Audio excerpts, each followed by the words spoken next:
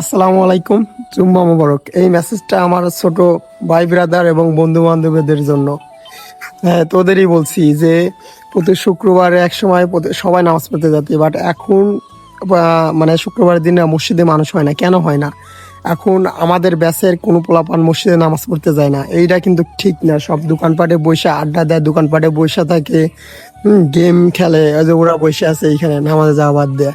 সেজন্য সবাইকে উদ্দেশ্য করে বলতেছি, অ্যাটলিস্ট শুক্রবারে সবাই মসজিদে যাবি।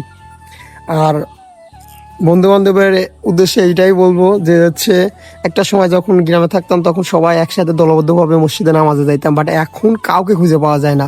আমার ব্যাচের কোনো পোলাপান এখন নামাজে যায় না। এখন এইখানে ওইখানে বসে থাকে। যত কাজ থাকুক, অ্যাটলিস্ট শুক্রবারে না জুম্মার না সালাত আদায় করা ট্রাই করবি।